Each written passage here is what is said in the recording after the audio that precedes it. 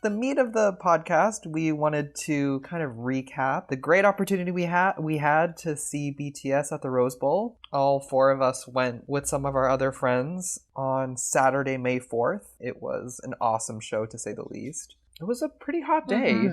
Surprisingly, it was really good weather. But it started a lot earlier than we thought. We had plans to get to Rose Bowl and then leave to go to lunch. No. That didn't really happen. We ended up staying there for the entire day. We were naive. Which was attributed mainly to kind of like the pre-show festival and fan experience. Well, what did you guys think of the pre-show kind of stuff? The fan experience, I felt like we didn't fathom just how much would be there. I felt like we came into it pretty cut and dry. Oh, we'll go to the studio experience because Nathan, you and I won that raffle, and then we'd leave the concert venue to go to lunch in Pasadena, and then we'd just casually come back.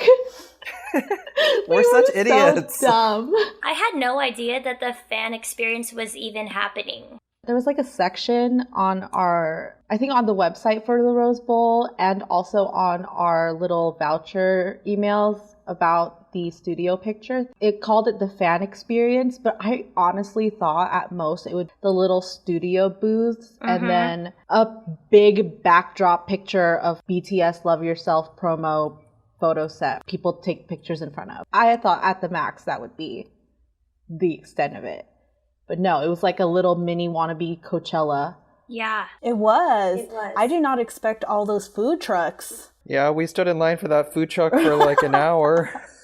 Is it an hour and a half, Ashley? Yeah. Can't remember. For a chicken teriyaki bowl. When I lived in LA, I was doing events where I booked food trucks, and our rule of thumb was every 100 people, you book one food truck. And there are definitely 50,000 people at this fan event, and the lack of food that they had at this event was terrible. I mean, we waited an hour and a half for $12 teriyaki bowls, and they ran out of water, so we didn't even have anything to drink. We had to buy $8 lemonade.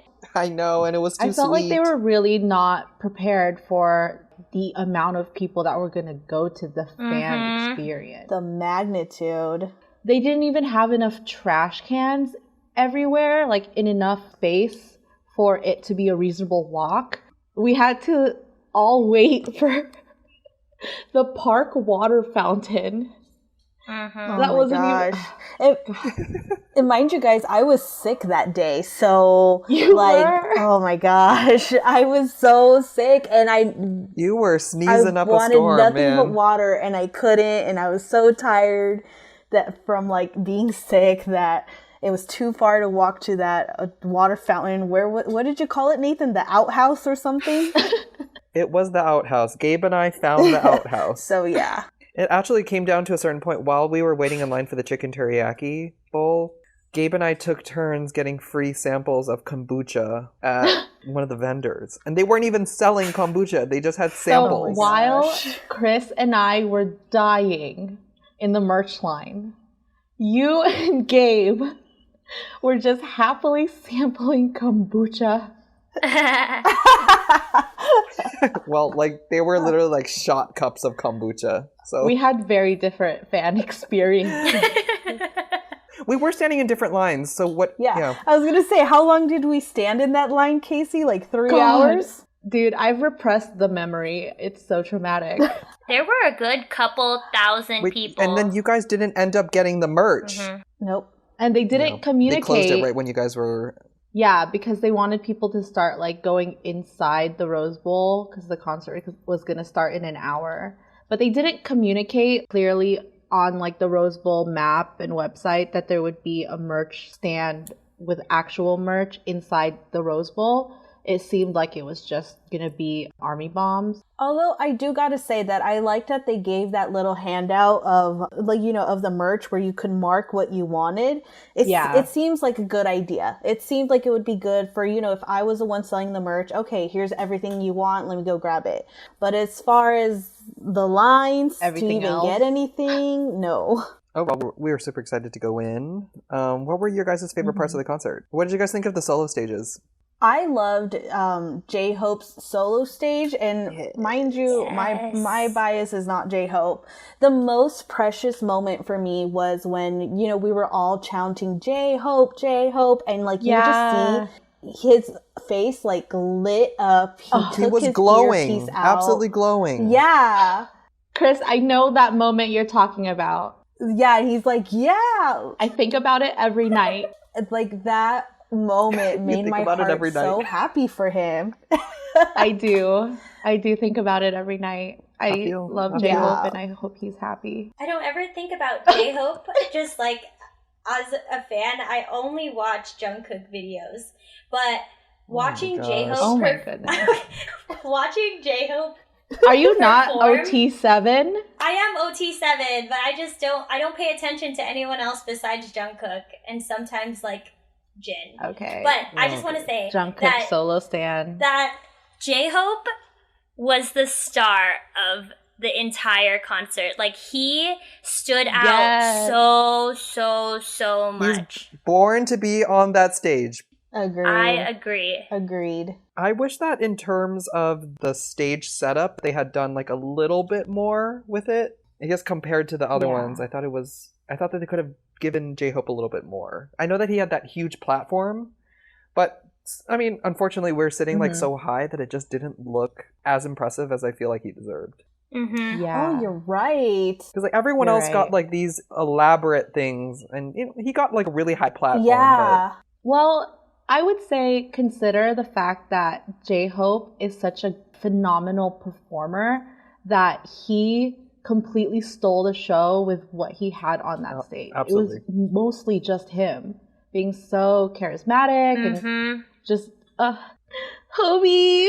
Yeah, he's amazing. I definitely stan him now. 5 stars for J-Hope. 5 stars.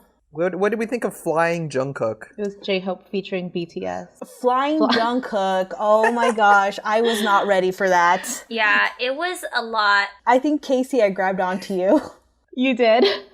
I grabbed back because I was like, what's going on?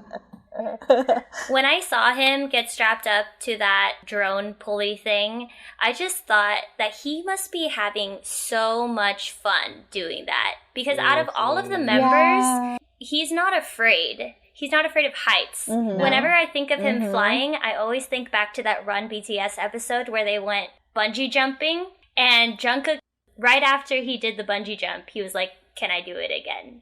While everyone else was like laying on the ground, crying, begging not to do it, Jungkook was like, "Let me go again." He looked really good too. Oh, yeah. Yeah, he did. Okay, what about Jimin? Jimin and his tattoo exposure. Tattoo poster. We got confirmation, okay, guys? We did. Wait, so is it real or not? It's real. It's huge. Jimin is a whole Mood. thought. That shirt only had 2 buttons buttoned. Yeah. Why, sir? What's the point of wearing a shirt? A part of me was like, okay, Jimin, you want to steal the show. You want to get all those girls because, you know, you see Jungkook getting all the attention. But, oh my gosh, he actually got me for a minute there. He played all of us. He did. That shirt was up higher than an ab shot that Jungkook does. I think he low-key was jealous. He was mostly shirtless. Because the way that his dancing is, he'd be like upside down. His moves were intentional to like make sure his shirt was not on his body. I really liked the bubble. Or was it that weird bubble thing that he was in? Yeah, that was cute. Yeah, I agree. That was really cute. Looked very aesthetically pleasing. I just know that Jimin, he loves attention. And I think that's why he does what he does. The way he dances, the way he chuckles ever so softly and like gives ARMY that cute little smile. He fucking knows how to tick ARMY off. And it works every single time. And then after the performance, you just got to remind yourself, like, he does that for himself. He doesn't do it for you. All right. Any other of the solo Jimin stages loves himself. that took y'all away? Yes, I want to talk about Yoongi. Go for Min it. Yoongi. There's something about him that is just so extraordinary. And I think what it is, it's the sound and pitch of his voice. Trivia, Seesaw is my favorite song of all the BTS discography. Wow. Seesaw is my favorite, even though I'm a Jungkook stan. Whatever, let's get over it. And the sound of his voice is just so soothing and like comforting. Yes. And it's not soft, but I think it's just soothing. I love it so much. And he worked really hard on that stage. He did. I love his little, like, his sensual faces that he gives. You know, the, like, little, like, lick of the lips, or, like, when he looks into the camera. Like, oh my gosh, that just kills me. I cried. You're probably not the only one. I cried, and it wasn't... Oh, I cried at J-Hope. It wasn't even like, I was just watching in like amazement. Like, I think I was like frozen, and I just feel like this tear coming out of my eye. Aww. And cause it was amazing. Like, he did such a good job. I remember even hearing the first time singing, like I noticed him singing in Best of Me, and his voice like sounds so good when he sings. He's already, you know, amazing at rapping. Mm-hmm. But exactly what you were saying, Ashley, like his pitch is perfect where it's like soothing. And I think so. I think we were talking a little bit about it at the end of the concert. I think that like Suga had the most fans there. I think people were the loudest when he would introduce himself. I don't know. What did you guys think? I didn't notice that at all. But I also wasn't paying attention to Yoongi. I didn't notice. Exactly. I wasn't paying attention. I was screaming. I was tunnel vision on Jungkook. Please get your rose-covered glasses off. Yeah, I think they all stood out in their own individual way. I mean, I really thought, no shade to RM because he's my man and I am loyal forever and I love him. I was whelmed by him. Like, he performed to my expectations. Yes. And I really thought that I would be a mess at his solo stage. Surprisingly, I fell apart during J-Hope's. Like, I was full on weeping. Mm-hmm. Like, I had to hold myself before I fell apart. I think it's the live stage presence. No, I can't get J-Hope out of my head. When you listen to Trivia Love in the car, the beat hits hard. Especially that end part where he's like, yeah. Like, that part goes so hard in the car. But for some reason at the concert, it didn't hit as hard as it does in the car. I don't know why. I was really waiting for it to go ham, and it didn't. Yeah, so aside from the solo stages, so if you were to pick, like, favorite performance of the night, what would you guys say? That's hard. I expected, honestly, my favorite performance to be Dionysus. How do you say it? The opening song, right? Dionysus? Yeah. I can't say it. Dionysus.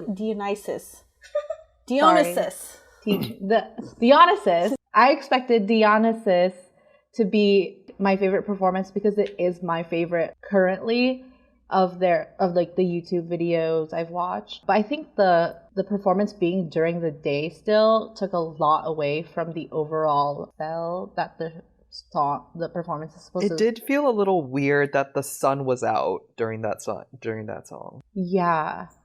It did. Yeah. Yes. I feel like it would have hit harder like if it were like after night fell, because then we'd get like the full effect and we would be able to see things clearly because of the spotlights and everything. But my favorite performance was definitely, obviously, J-Hope's, because I stan him now. And then my second favorite was V's Singularity, starting on Yes! Right. V in Singularity was too much for my body to handle. That moment where he's laying on the bed and then he suddenly opens his eyes and looks at the camera, I was shook. Like, attacked. Yes. Weren't you offended? Weren't you like, sir? Exactly. I recorded the entire Singularity performance and I have commentary in that video, and the entire time I'm like, excuse me, Taehyung. Like, not Taehyung, Taehyung.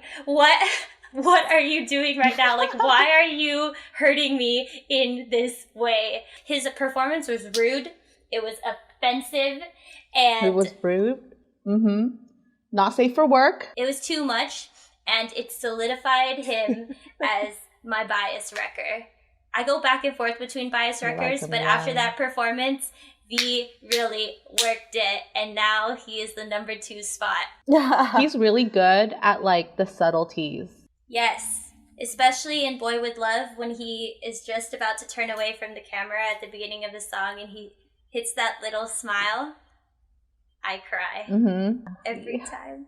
I love V so much. What about any of the group performances? I would say that my favorite group performance was Anpanman. You know what? I was gonna say that. Yeah, that was the most fun for sure. It was so much fun, especially the intermission. With the inflatables. It was the curtain call. It was right after the intermission, but it was also after V's singularity. And so V comes out with that white t-shirt and the yellow beret and the duality of that man. He is so amazing. He was so serious in Singularity. And then he comes out for Anpanman, and he's just this silly little baby. And it's so endearing and cute. I loved it. I remember talking to you guys like during the intermission. I was like, well, it can't be over. And we were talking about like the songs that they hadn't covered yet. And we were like, well, they hadn't done this and this and this. And it's like, they haven't done Anpanman yet. Like, they're not over. Yeah. And then they came out. Inflatables added such a fun effect. I felt bad for the people that were sitting right behind the inflatables, but whatever, they got to see everything else up close, so I don't feel bad. They had the cameras. Yeah, that's true. They had the screens in front. It's hard for me to pick out a favorite performance. Yeah, all of it was great. I feel like through each of the solo stages, I was kind of like, oh yeah, this is why you were my bias record. Because I'm sure every member at one point in my BTS life, like every single one of them have been my bias record. Like Yoongi is my number 1 forever. We're gonna get married. But through every performance, I was like, yep, this is why you wrecked that. Yep, yeah, I could totally see just it. getting wrecked Jimin, left and right. Yeah, exactly. And then, I don't know, like throughout each performance, I've been watching YouTube videos of these guys for so long that I was kind of like, wow, like it feels so amazing to actually be here and listen to them live instead of watching it through YouTube. Yeah. Like I couldn't choose a favorite. I was just so happy. You know, I will say though that watching YouTube videos kind of spoils you as far as being able to hear every single thing perfectly all the time, because there will be people around you screaming at like different times when you're just trying to listen. But I will say that I really appreciated during the Truth Untold, people stayed quiet. The entire Rose Bowl were quiet. Right. When Jin was singing, he would like open his mouth and we'd all hear like his lips part, and it's like shh. It's like how everyone collectively knew to stop talking when Jin was singing. Because everyone else would sing along it was intense. To other members' parts like Jungkook and V and Jimin, but like the moment it was Jin's turn to sing, dead silence. Like you could hear a pin drop. Yes. It was so like I felt really, this is like so lame to say kind of, but I felt really connected to like the whole like to ARMY in that moment, because I was like, we are all like trying to listen to Jin right now. And I felt like we really loved Jin collectively, and I hope he felt that. Even in Epiphany, everyone was dead silent. Yeah. Why were we so quiet, you think? Was it just Jin's presence, or is it because we're sad that he's like... I was quiet because I wanted to give Jin that opportunity. Because I feel like he deserves it. I wanted everyone to listen very intently to his voice, because he's worked hard to get to where he is now. And his voice is amazing, and people need to know that. So I was quiet for that reason, and I feel like everyone else thought the same exact thing. Jin is a vocal powerhouse, and his practice is really paying off. Like, he really works hard. Yeah, I think... he gets slept on, and it's unfair. Yeah, I think the BTS more ballady stuff is super underrated. I think. Remember Gabe, our friend Gabe was sitting next to me, and he was like, I think I just cried. That is true, that the ballady BTS stuff is super underrated. It's mostly because there is none. I mean, you have Jungkook, who is the sound of Justin Bieber, and Justin Bieber barely has any ballady maybe they're slower stuff. I'm thinking like Butterfly, things like that. I'm thinking like straight up OST. Oh, well. I would say maybe V. I agree. Any other performances that we thought were super cool? I feel like I forgot the whole That's concert. so sad, right? It was actually quite a long time ago. It happened so quickly. I think what we realized from the end of that concert is that it all happened so quickly and we weren't able to retain any information. So next time we have to go twice. Yes. Yeah. One in the back and one in floor literally seats. up front. Yeah, so we get below flying Jungkook. Yes. Ashley will be prepared to catch him if he falls. I'll catch his little finger hearts. All right. So I think we have some time for some final takeaways. So did anyone have any takeaways that they wanted to discuss? Anything to bring up before we sign out for the day? Yeah, I'm a little bit confused about their tour concept because the tour is called Speak Yourself. The previous tour was called Love Yourself, but technically they're on a new trilogy now, Map of the Soul. So why are they doing a continuation of their previous trilogy when their new one has already started? Okay, so I have a theory.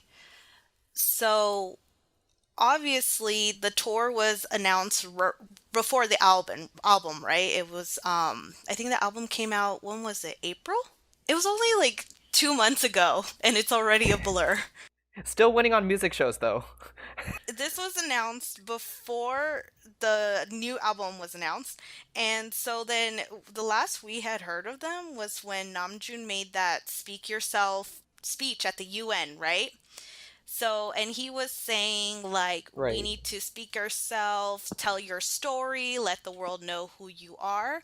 And so we're going next onto this idea of they're showing us their persona, what their face that they want to show on stage, right? So I feel like this tour concept is kind of bridging the two in terms of they're showing how they're speaking themselves, like telling their stories, and they want us, ARMY, to do the same. They're kind of being like the role model for us. But why not just call the tour Map of the Soul instead of Speak Yourself? I don't know. I have a theory about that. So I think that they didn't call it Map of the Soul, the concert, because the album doesn't have enough songs for a full concert. So they had to like grab songs from the old trilogy to make it a full concert. And I also think that they did that. They did a concert before waiting until they have like a good amount of music in the Map of the Soul trilogy because they need to like pump out shows before Jin goes to the military. And Suga. Are they both going next year? I don't think next year, but I think because he's reaching that age, they start putting limitations on how many times they can go out of the country. Oh, really? I didn't know about that. So I think he just turned 27. So those restrictions are coming on him. He can only be out of Korea for like so long. Like I think he can't be out for 6 months. Interesting. I have another takeaway. Yeah, go ahead. During the mic drop and Fire and Tear, the graphics that they had on the screen were like really artsy, and it was kind of hard to see what was going on. Like the camera was on the artist's face, but the image that was being projected on the screen was completely black and white. And it was like contrasty where the blacks were coming out a lot bolder and it was just like straight black and white. There wasn't any gray, so you can't see any small details. Mm-hmm. But it was really terrible. It was kind of sad too because like I feel like they were hyping up their Dior outfits for mic drop. And we couldn't even see it. Yeah, and then we got a black and white version of it. We couldn't see it. And we barely got to see them. Exactly, yeah. I didn't even really get the full view of all of their outfits until there were like high quality photos posted online. And they also had like those weird flames or like weird graphics in addition to the black and white, like laggy graphics. Every time it hit a beat, there would be like a red flame that came onto the screen. Yeah, it was good. Okay, amidst all of that, I think the part that I quite enjoyed was, well, I think it could have been better, but the army time at the end, I think it was a gesture. I think that if it could have been maybe like organized a little bit more. I think Ashley, you said like you didn't really know what was going on, right? Yeah, I had no idea that Army Time was actually a fan project. I just thought that like Big Hit created these posters and passed it out to everyone. But I don't really understand like how it's organized. Yeah, I thought that, so we had gotten the pink posters together, and I thought we were talking about it in a group. We're like, oh, this is so cool. And then when the time hit, you were like, what's going on? There are instructions on the back of the banner. In English. Was it in English? Yeah. Yeah, it was like in Korean and it was like in English as well. It's like fan coordinated projects. I've seen them on Twitter. They're like, there's like one per show that's like approved by Big Hit, and they like propose designs for people on like Twitter to vote on or give feedback on, and they all like collectively agree on like the design and what it'll say and what it'll have. And they'll even like fundraise for it. They'll be like, if we order 20,000, it's $1.73 each person. Or each banner. So Army pays for all those banners? Big Hit doesn't pay for them? From what I've seen on Twitter, no. It's all fan driven. Down to the funding. So 50,000 banners per show. If there's 10 shows, that's 5 million. Oh, that's not right. 500,000 posters printed.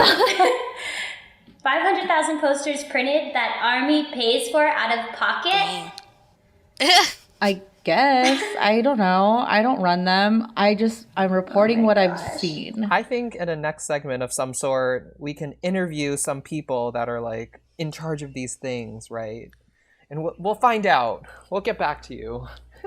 Yeah, I just don't want to speak in definitive terms when I've neither donated nor seen like conception and birth of these fan projects. I just see them like in final stages and stuff, you know. But I know that they are fan, like Twitter especially, like fan driven. What the fans did at the Wembley show, I think, was incredible. Mm-hmm. I wish that we, the US crowd, the LA crowd, could have done something like that for them. Didn't cost any money, right? Like it was just a song. Yeah, exactly. It was free. It was really nice though. I'm wondering how that conversation went with Big Hit. Like, how do they know who to contact and be like, hey, we want to sing to them. Can you project the lyrics on the screen and play this song? Like, get it on the set list. I'm really wondering how that conversation went. Big Hit has like different email addresses that people can use. Oh. So I'm sure either someone emailed or maybe it was like a Big Hit staff that conceived of it and then reached out to like known regional fans that are like really active in that type of stuff. Who knows? I have a theory about why they did Army Sing instead of doing banners at Wembley. I think they did banners too. They did banners and they sang? I think they had banners. Uh-huh. I think they did Army Sing because they needed to do something a little bit different for the V live stream. Because the V live stream was a paid stream. Oh, it was a paid stream, so you have to pay to watch the live stream for that one. Yeah. Yeah. Okay. So they needed to do a little something different for like all the armies around the world who are watching it live. Like they can't just be showing banners normally. Did they just live stream one show or both shows? I think just one. Just the second one, right? Oh, okay. Yeah. Yeah. And that's the one where they sang Army Time. Yeah. Oh. Mm-hmm. I'm pissed because Jungkook cried at that show, and I feel like being the first show that we went to, or being the first show of the tour, they should have cried at Rose Bowl. Yeah. I think it was nice either way. I think it was great that the fans did that for them. It was so great to see that. Like, it's so great to see them cry because they've achieved the world at this point, and they're still so thankful. Yeah. And I just want to bring up this kind of last point. I really appreciated what RM said at the end of the US tour when he talks a little bit about how they don't really know if they've reached the quote unquote American dream, right? But they said, "Dear America, thank you for embracing us and loving us and accepting us. And even if we look different and speak different languages," right? Like, they thank their fans so much. And he says, that music truly transcends language. And I think that, like, as this group past their 6 years, right? So now going on their 7th year, continues with this. I mean, we're just looking forward to seeing what they're gonna do. And they're showing that, not only can Asians represent in this media, but I think it's just a great thing. And I think I can speak on all of us that we can't wait to see what they have in store. Definitely. Exactly. Agreed. Yes. All right, I think that wraps up. I think we're timed out for the day. So thank you if you made it to this point for joining us. This has been Idol Talk. So don't forget to follow us on Instagram and Twitter at Idol Talk Pod. We'll be back for our next segment, and we hope that you guys will join us then. So until then, we'll see you all next time. Bye-bye. Bye. Bye. Bye.